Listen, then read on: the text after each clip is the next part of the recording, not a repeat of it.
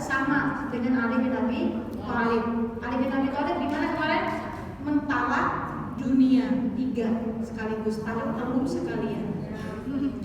Ayyul a'mali afdal?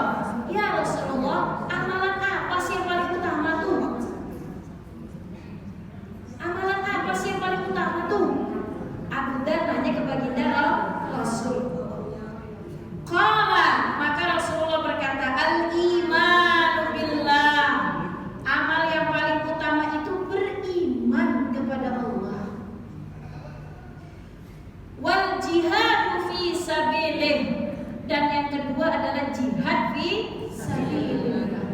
Kenapa iman itu dijadikan patokan pertama? Karena amal soleh tanpa iman persis seperti ibu bawa ikan di dalam ember tapi embernya bocor. Ada sisanya kayak ikannya, Bu? Habis ikannya. Maka iman itu jadi dasar amal soleh. Makanya di sini diterangkan al-imanu billah. Itu pondasi. Ibu sedekah miliaran, tapi ibu tidak beriman kepada Allah, persis seperti ibu bawa ikan di dalam ember, tapi embernya bocor.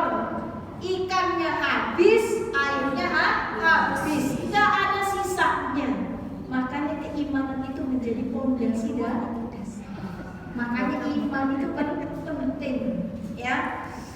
Yang kedua, wal jihadu fi sabilillah. Kita paham orang yang berjihad di jalan Allah itu tidak lain tidak bukan balasannya adalah surga. Jihad itu bisa jihad bil mal. Ibu punya duit banyak nih, ya kan? Kemudian ada tetangga kita, ada saudara kita misalkan di Palestina, atau nggak usah jauh-jauh di Palestina, ibu lihat tetangganya nggak makan, jihad bu bil mal, kasih makan tetangganya. Kalau tidak bisa jihad bil mal, jihad bin nafas, dengan jiwa raga kita. Anak-anak muda pergi ke medan perang, bantu Palestina. Sepakat para ulama yang namanya jihad balasannya tidak lain dan tidak bukan adalah surga.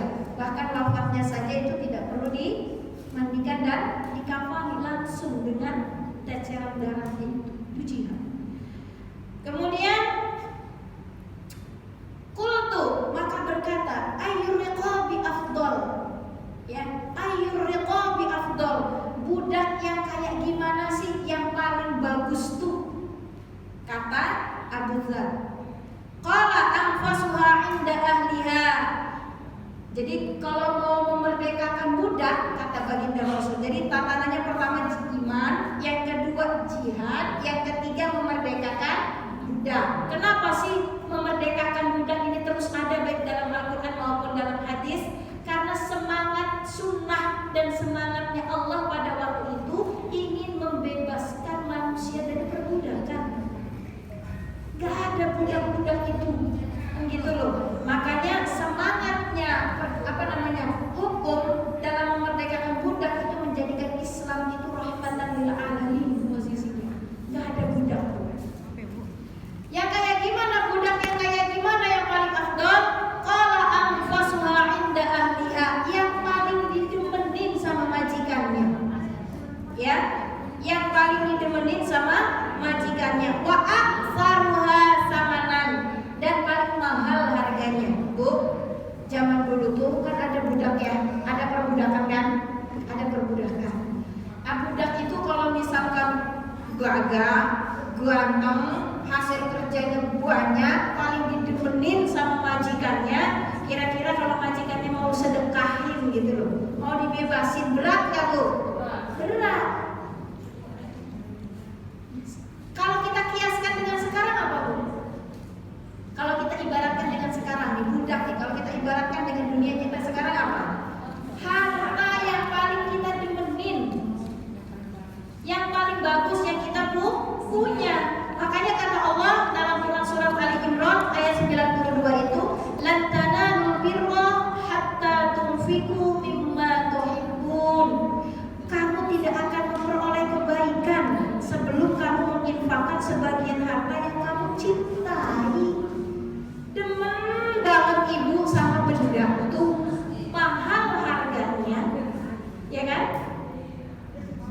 yang paling ibu sukai, harganya mahal, tiba-tiba ada yang minta,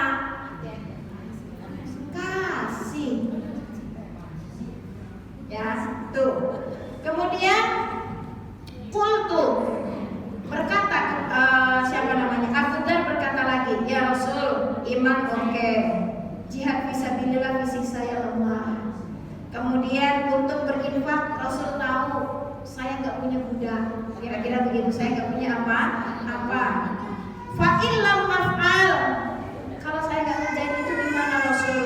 Qala tu'inu shani'an aw tasna'u li akhraqa, maka kamu bantu tuh orang miskin tuh, dibantu, ya, bantu, atau bantu pekerjaannya, kesulitan dia kerja. Ibu lihat, tengok tetangga kanan kiri. Kalau misalkan ada yang butuh makan, pasti butuh makan, tapi dia tidak punya pekerjaan, ibu nggak bisa jihad pergi ke medan perang. Cara berbuat baik ibu, lihat tetangga ibu, kalau dia nggak punya pekerjaan dan ibu ada sesuatu yang ingin dikerjakan, ambil dia. Qultu ya Rasulullah, maka Abu Dzar berkata, ya Rasulullah, ara'aita in dha'uftu an ba'dil amal. Ya Rasulullah, engkau tahu saya ini fisiknya lemah, gak bisa ngerjain kayak gitu tuh. Misalkan ada yang lagi bangun rumah, ikut-ikutan bangun rumah, membantu, gotong royong, maksudnya gitu loh. Saya gak bisa ya Rasulullah, itu ada masjid lagi bangun, sok bantu pakai tenaga. Gak bisa ya Rasul, saya mengering badannya, sakit. Dia pakai tenaga, kalau gak bisa pakai tenaga, pakai duitnya. Gak punya ya Rasulullah, tenaga gak punya, gering baik, duit gak punya, miskin. Kira-kira seperti itu. Qala, maka Rasulullah berkata, takuffu syarraka 'anil nas fa inna shadaqatun minka 'ala nafsika. Kalau ini nggak bisa, itu nggak bisa, minimal kamu tahan diri kamu, jangan sakiti orang lain. Kalau kamu sedekah nggak bisa, bantu secara fisik nggak bisa, minimal tahan dirimu dari menyakiti orang lain, dan itu adalah sedekah untukmu. Jangan ganggu tetangga, jangan suka ngomongin tetangga, jangan mengusik tetangga, itu sudah sedekah bagi ibu. Tidak mengganggunya ibu kepada tetangga, atau tidak ngecopresnya ibu sama orang yang kerja, marahin, ngasih duit kagak, ngasih minum kagak, ngasih makan kagak, ngedumel. Itu yang jadi masalah.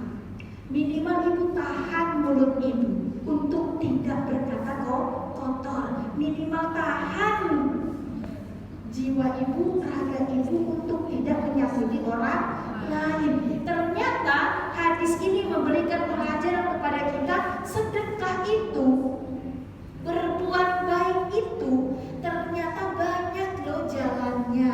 Tapi pelajaran yang pertama adalah iman itu pangkal dari amal soleh. Silakan sedekah, silakan apapun ibu lakukan, tetap iman harus tertancap di dalam hati. Yang kedua, kebaikan itu harus berdasarkan iman. Jadi harus ada sumbernya, harus ada pondasinya. Ya.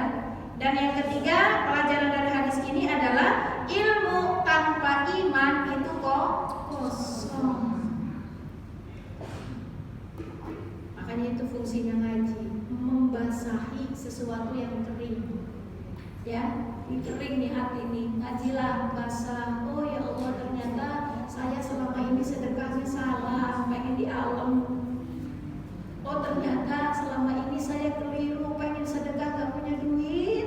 Ternyata menahan diri, baik ucapan maupun perbuatan, untuk tidak menyakiti orang lain, itu juga termasuk sedekah. Subhanallah. Lanjut. Hadis yang ke-120. Bismillahirrahmanirrahim. An Abi Dzar, dari Abi Dzar, semoga Allah meridhoinya, bahwasanya Rasulullah sallallahu alaihi wasallam bersabda, yusbihu ala kulli sulama min ahadikum shadaqah. Saya bacain dulu ya. Fa kullu tasbihatin shadaqatun wa kullu tahmidatin shadaqah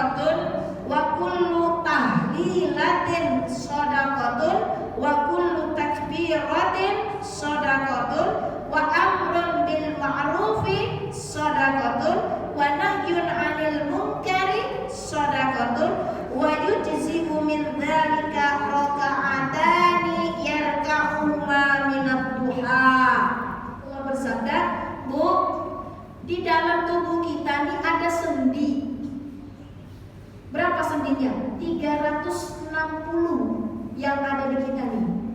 Makanya saya bilang bersyukur sama Allah. Tubuh kita nih ada sendi, jumlahnya 360 sendi.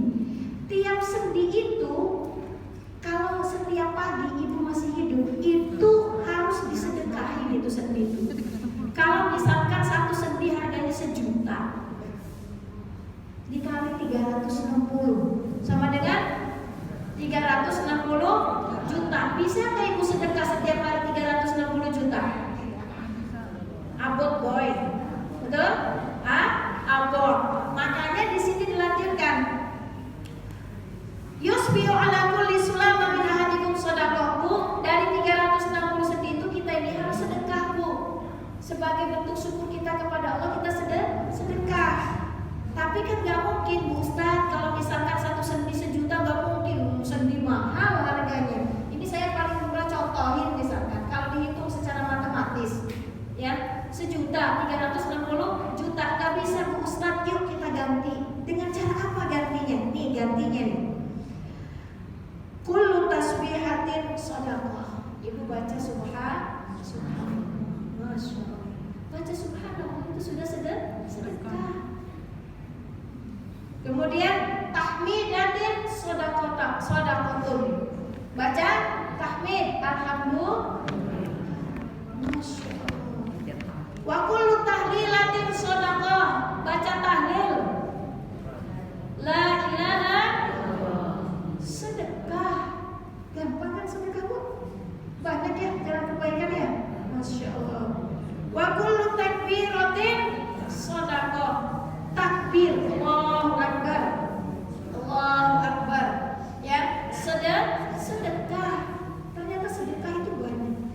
Wa amrun bil ma'rufi shadaqah. Ibu mengajak kema'rufan. Teh Arin bikin flyer. Ayo ngaji bab ini bersama siapa jam sekian. Itu namanya mengajak kebaikan, sedekah. Ya, gampang sedekah itu. Mencegah kepada kemungkaran juga sedekah posisinya. Wa yujzi'u min dzalika, digantikan yang tadi sedekah itu rakaatani yarka'uhuma minad duha, digantikan dengan sholat duha. Masya Allah. Setiap ruas sendi 360 sendi yang ada di tubuh kita yang harus kita sedekahi tiap subuh itu dengan cara sholat duha. Sudah dalam sholat duhanya? 2 rakaat, 4 rakaat, 6 rakaat, 8 rakaat atau 12 rakaat? Saya kasih tahu. Ibu pengen rumah? Di dunia pengennya rumahnya mewah nggak? Enggak kan pengennya susun? Oke, sepakat? Ada AC-nya sepakat? Ada kebunnya sepakat? Ada satpamnya sepakat? Pengen nggak kayak gitu di surga? Saya kasih tahu. Ya, saya kasih tahu. Dari Abu Dzar, kalau Rasulullah SAW, ini dari Fathul Mu'in, kitab fikih. In sholaita duha raka'ataini, kalau ibu sholat duha 2 rakaat, lam yaktub minal ghafilin, maka ibu dicatat sebagai orang yang tidak lalai. Nah, jadi kalau cuma 2 rakaat tidak lalai. Minimal kita tidak lalai. Karena kita harus sedekah. Ya kan? Kita kan dikasih nikmat nih, luas-luas nih, sendi-sendi nih 360, bayar sholat duha, Bu. Bayarnya sholat duha sebagai bentuk syukur kepada kita. Kan kemarin sering saya ulang, syukur itu bukan hanya ngucapin alhamdulillah, tapi syukur itu juga harus diiringi dengan perbuatannya nyata. Salah satunya adalah sholat duha. Kalau 2 rakaat tercatat sebagai orang yang tidak lalai. Berarti ibu eling, oke? Wa in shallaita arba'an yaktub minal muhsinin. Kalau ibu sholatnya 4 rakaat disebut dengan ahli ibadah. Masya Allah. Tambah 2 rakaat lagi ya besok ya. Mulai besok tambah 2 rakaat lagi. Oke? Supaya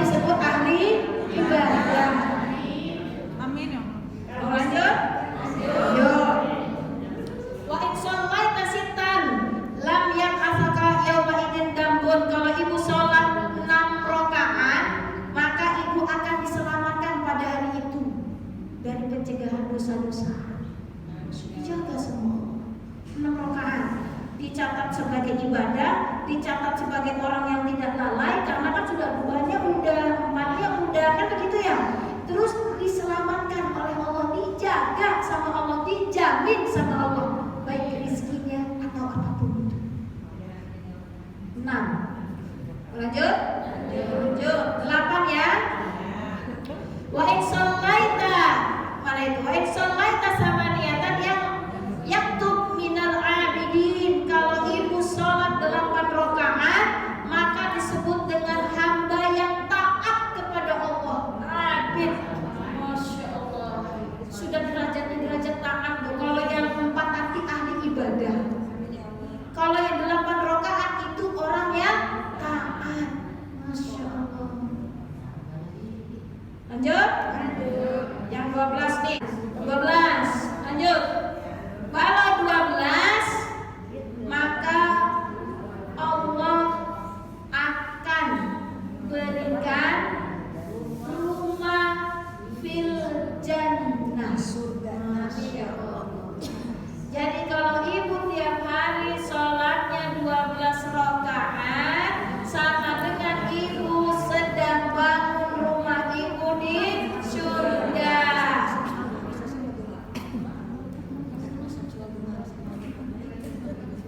Mau bu? Di dunia aja pengen rumahnya mewah, megah, ada kebunnya, ada kolam renangnya, ada apa lagi, ada sapangnya, saking gedenya rumahnya dijaga ya. Masa untuk di surga paling 10 menit bu? Ya, kalau nggak hafal malah binas nggak apa-apa, daripada nggak sholat. Kuliah Waqra'u ma tayassara minal Qur'an. Tapi kalau ibunya hafal ya, wasyamsi wa duhaha. Ya, itu ya. Kalau hafal wadduha wal laili idza saja. Ustaz kepanjangan rontok sikile. Baca yang paling mudah. Bagaimana cara sholatnya? 2 rakaat salam, 2 rakaat salam, 2 rakaat salam.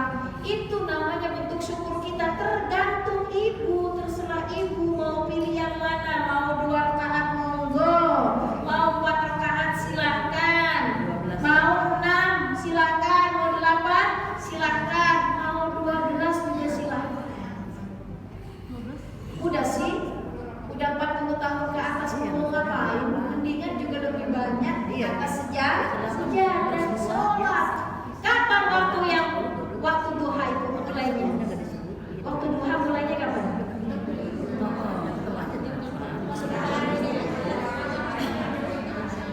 Patokannya matahari terbit sudah setinggi tombak. Setinggi tombak itu ketika matahari terbit itu jaraknya 15 sampai 20 menit. Kalau saya ibaratkan, kalau sekarang kan subuhnya udah jam 6:30 kan. Nah, maka ibu ambil aman jam 6:30. Jam 6:30. Kapan batas yang paling afdol? Ini terjadi kontroversi, tapi kita ambil yang Ahlussunnah wal Jamaah jam 9. Kapan batas akhirnya? Setengah 12. Karena kan zuhur jam 12. Jangan sholat jam 12 kurang 10 menit atau kurang 5 menit. Tekening. Kenapa? Karena waktu itu matahari sedang persis di atas bumi, dan pada waktu itu neraka sedang digodok panas-panasnya. Jangan. Jadi waktu yang akhir itu ketika anak unta sudah kelelahan lagi istirahat, kira-kira di setengah 12. Itu ada hadisnya. Ya bruk, jadi ontanya itu sudah capek perjalanan, dia istirahat posisi. Jadi silakan dari setengah 7, mau setengah 7 boleh, jam 9 silakan 4 rakaat, atau seperti sholat tarawih 4 rakaat, kan begitu. Nah ini terjadi kontroversi. Kata Aisyah radhiyallahu anha, kata baginda Nabi dari Aisyah radhiyallahu anha, sholatul laili masna masna.